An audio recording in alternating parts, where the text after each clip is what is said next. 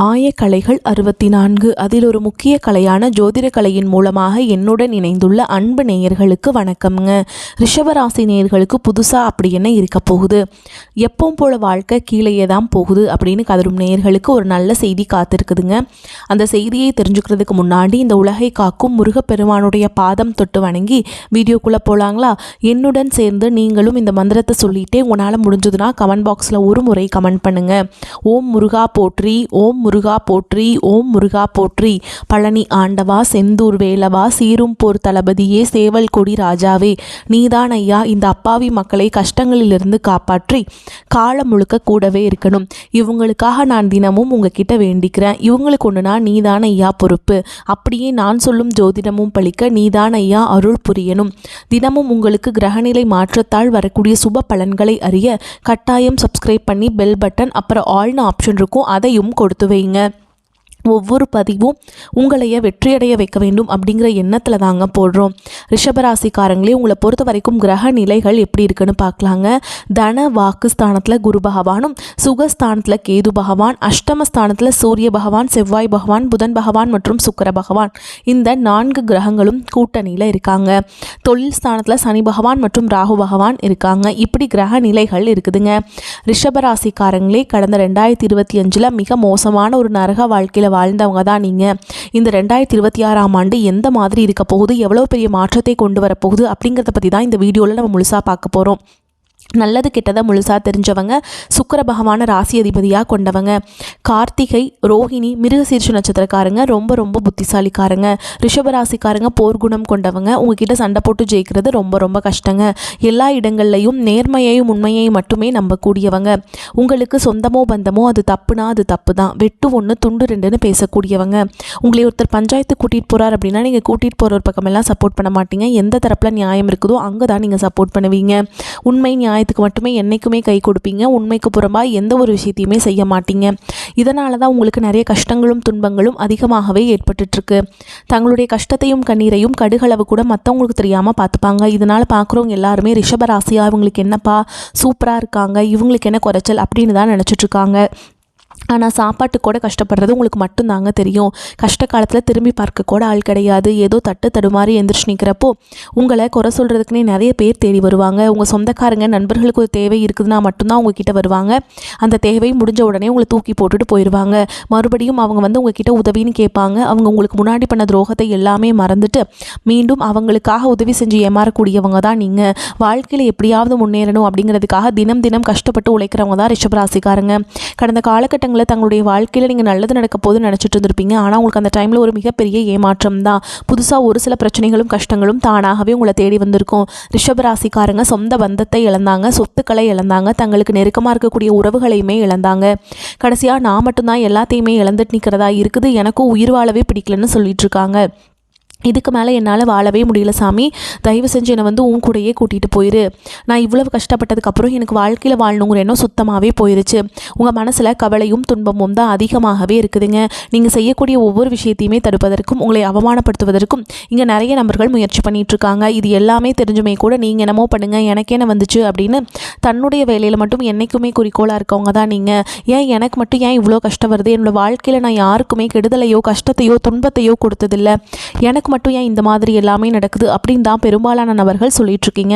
உங்களுக்கு பிரச்சனைங்கிறது வரும், அது கொஞ்ச நாள் இருக்கும், அதுக்கப்புறம் இந்த பிரச்சனை போயிடும். இந்த மாதிரி பிரச்சனை வரும் போகும் அப்படிங்கிற நிலைமையில தான் நிறைய நபர்கள் வாழ்ந்துட்டு இருக்கீங்க. நீங்கள் என்னதான் பிரச்சனையை தவிர்த்தாலும் ஏதாவது ஒரு சூழலில் உங்களை நோக்கி பிரச்சனையும் கஷ்டமும் வந்துக்கிட்டு தாங்க இருக்குது. ஆனால் இனி வரக்கூடிய நாட்களில் உங்களுக்கு இன்பத்தையும் மகிழ்ச்சியை மட்டுமே தரக்கூடிய ஒரு காலகட்டமாகவே அமைஞ்சிருக்குது.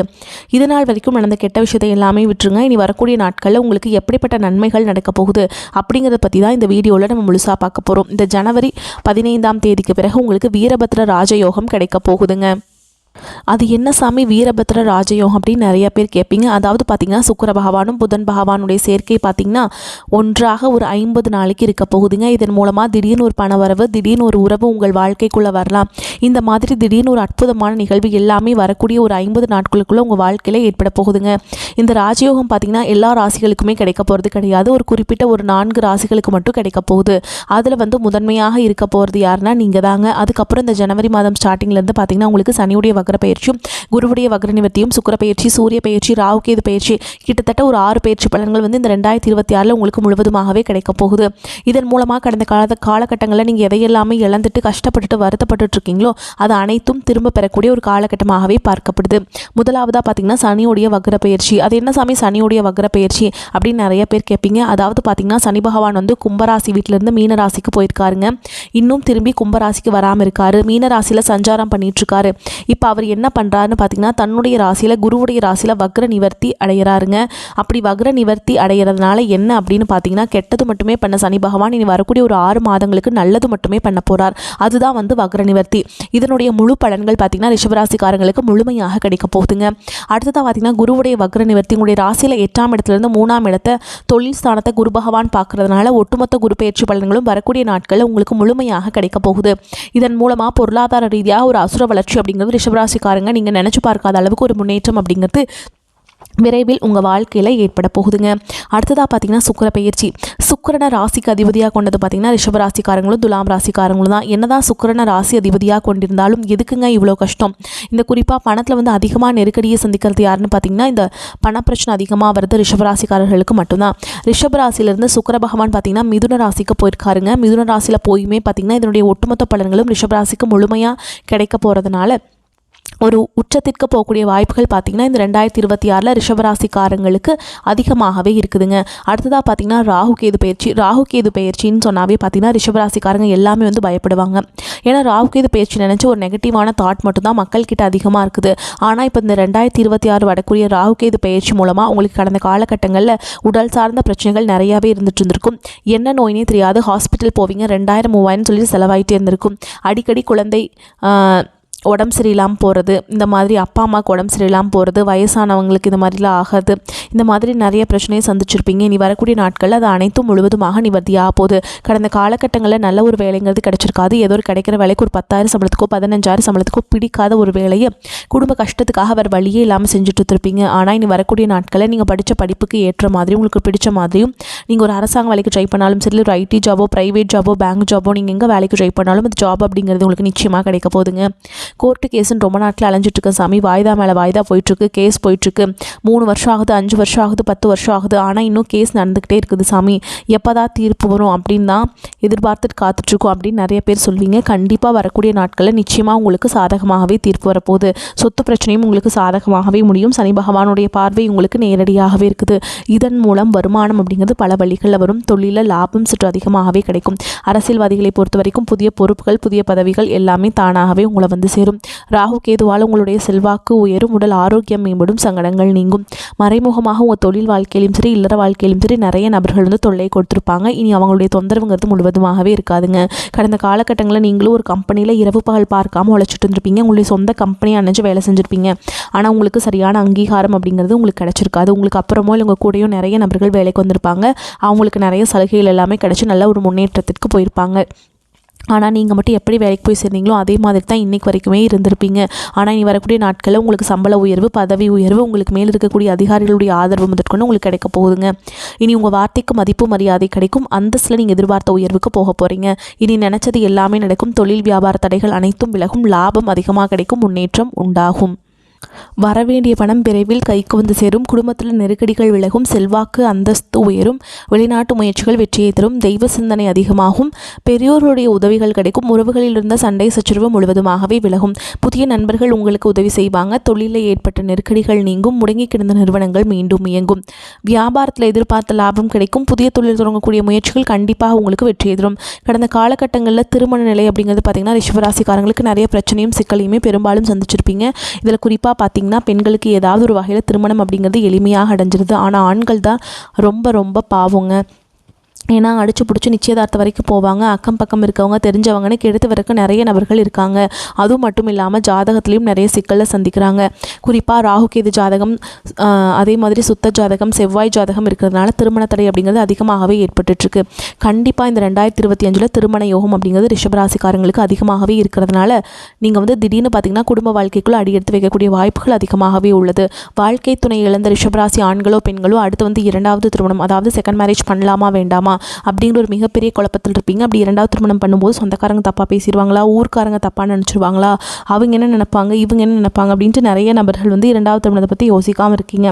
இப்போ இருக்கக்கூடிய பொருளாதார சூழலும் இப்போ இருக்கக்கூடிய காலகட்டத்தையும் வச்சு பார்க்கும்போது ஒரு சிங்கிள் பேரண்டால் இந்த சொசைட்டியில் சர்வே பண்ணுறது ரொம்ப ரொம்ப கஷ்டங்க.